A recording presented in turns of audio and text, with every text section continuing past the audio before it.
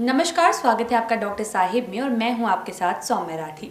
इस वक्त मेरे साथ बैठे हैं डॉक्टर अभिषेक, जो कि दिमाग और नसों से जुड़े रोगों के विशेषज्ञ हैं। आपको बता दें कि आज के इस एपिसोड में हम लोग इस बारे में जानने वाले हैं कि क्या बीपी के मरीजों में दिमाग से जुड़ी बीमारियों का कोई खास खतरा होता है। नमस्कार डॉक्टर साहब, बहुत बहुत स्वागत है आपका। धन्यवाद। डॉक्टर साहब, ब्लड प्रेशर के जो मरीज़ होते हैं उन्हें हर चीज़ को लेकर ज़्यादा सावधान रहने की ज़रूरत होती है, लेकिन आज मैं चाहूँगी आप हमारे दर्शकों को ये बताएं कि क्या जो बीपी के मरीज़ हैं उनमें दिमाग की बीमारियों का खतरा बढ़ जाता है। ज़रूर। आप देखिए, जब भी न्यूरोलॉजी की बात होती है और बीपी के मरीज़ यदि कोई रहते हैं तो उनके ब्रेन में हमेशा बीमारी होने का खतरा रहता है। पर ये बात हम उन लोगों के लिए बोल रहे हैं जिनके बीपी कंट्रोल नहीं रहते हैं। जिनके बीपी कंट्रोल रहते हैं उनको कोई टेंशन लेने की ज़रूरत नहीं है। हाई बीपी के कारण जो सबसे पहला चीज़ मैं बताऊंगा कि हाई बीपी के कारण आपको ब्रेन हेमरेज हो सकता है। यदि बीपी बहुत हाई हो जाए, और ख़ास करके जाड़े के दिनों में बीपी में बहुत फ्लक्चुएशन होते हैं। अर्ली मॉर्निंग, सुबह में 3 बजे से 5 बजे 6 बजे के बीच बीपी बहुत ज़्यादा होने का चांस होता है। और ऐसी स्थिति में यदि बीपी कभी अचानक शूटअप किया, अचानक बहुत बढ़ गया, तो ब्रेन में जो खून की नसें हैं वो आपके पानी की पाइप की तरह हैं।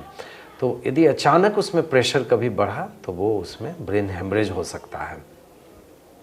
दूसरा जो बीमारी है ब्रेन का, उसमें क्या होता है कि हेमरेज ना हो, ब्रेन की नसें सूख जाती हैं, पर वो डायरेक्ट हाई बीपी के कारण नसें नहीं सूखती हैं। आपको जब भी नस सूखने की कोई बीमारी हो, जैसे हम लोग इन्फार्क्ट बोलते हैं, वो भी एक तरह का लकवा होता है, तो उसमें क्या है कि उसमें हमेशा रिस्क फैक्टर असेस करते हैं कि कोई भी मरीज़ यदि लकवा लेकर आया और उसमें नस सूखने वाली उनको बीमारी हुई है, तब हम लोग देखते हैं कि इनको क्या क्या रिस्क फैक्टर है। जैसे डायबिटीज़ एक रिस्क फैक्टर है, लिपिड प्रोफाइल डिरेंज्ड होना, आपका जो तेल की मात्रा जो शरीर में हम लोग जांच करते हैं लिपिड प्रोफाइल में, वो डिरेंज्ड होना एक रिस्क फैक्टर है। हार्ट की बीमारी होना, ब्रेन में अटैक, लकवा का अटैक करने का एक रिस्क फैक्टर है। उसी तरह से हाइपरटेंशन, जो बीपी के मरीज़ हैं, वो एक रिस्क फैक्टर है। हाइपरटेंशन वो बीपी के कारण ब्रेन में डैमेज होने का। उन लोगों में होता क्या है कि खून की नसें धीरे धीरे, हाई बीपी के मरीजों का बीपी सहते सहते धीरे धीरे ख़राब होने लगती हैं, और एक सर्टेन एज के बाद उसके कारण ब्रेन में अटैक होने का असर दिखता है, जिसमें नस सूख जाती है।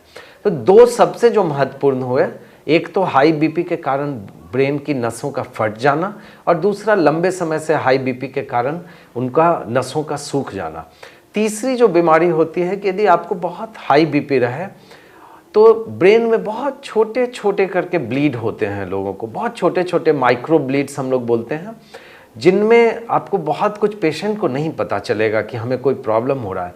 हम लोग जब स्कैन देखते हैं तब उन सब में बहुत छोटे छोटे ब्लीड होते हैं, जिसके कारण थोड़ा सा पेशेंट को हल्की भूलने की दिक्कत, हल्का सा एक्टिविटी स्लो हो जाता है, इस तरह की प्रॉब्लम आपको हो सकती है। इसलिए सबसे ज़्यादा इम्पॉर्टेंट है इस बात करने में कि बीपी कंट्रोल रखना है। आप बीपी कंट्रोल रखें।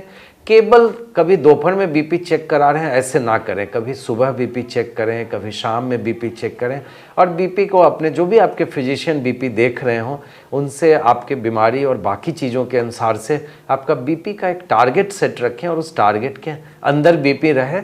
यदि बीपी आपका कंट्रोल रहेगा तो बीपी के कारण ब्रेन में कोई बीमारी नहीं होगी।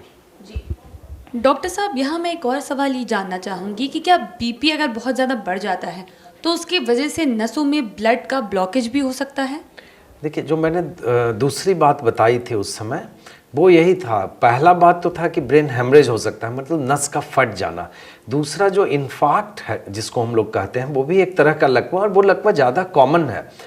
तो उसमें क्या होता है कि उसमें बीपी के कारण धीरे धीरे करके, वो अचानक नहीं ब्लॉक होते हैं, वो धीरे धीरे करके नसों का खराब होके पतली पतली नसें ब्लॉक हो जाती हैं। पर उसमें बीपी डायरेक्ट कॉज नहीं होता, बीपी का आपका धीरे धीरे करके एक as a risk factor work करता है और उसमें नसें खराब होती हैं। जी, उम्मीद करती हूँ कि डॉक्टर साहब ने जो बातें बताई हैं आपने उन्हें ठीक तरीके से सुना और समझा होगा। इसी के साथ जल्द मुलाकात होगी अगली वीडियो में। तब तक के लिए इस वीडियो को फेसबुक पर देख रहे हैं तो पेज को लाइक करें, यूट्यूब पर देख रहे हैं तो चैनल को सब्सक्राइब करें। कमेंट सेक्शन या मेल बॉक्स के माध्यम से आप हमें बता सकते हैं अगर आपके डॉक्टर साहिब से और कोई सवाल है। धन्यवाद।